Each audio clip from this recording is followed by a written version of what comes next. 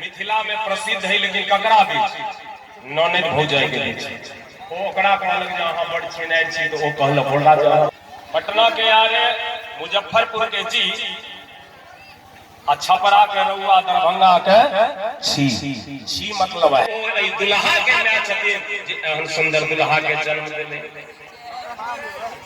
लखनलाल जी कहल के भैया तो की करबे नहीं तकबे कहल के ना गुरु जी के आज्ञा नहीं तकबे। तेसर नंबर गली में प्रवेश के लिए सखी सब कहल के ये विवाह चर्चा के लिए नहीं तकलखिन, बाबूजी के नाम ले लिए नहीं तकलखिन, खाली मां के नाम ल के देखियो। तेसर नंबर गली में प्रवेश के लिए सखी सब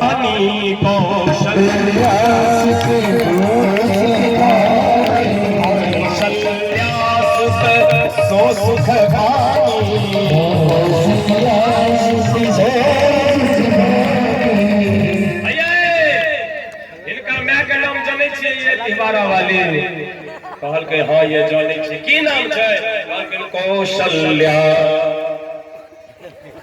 लखनलाल जी कहल के भैया भेल जे आप पहले बाबूए के नाम लेने चला मां के नाम लेलक, आप जब नहीं तकबी तो नानी के नाम।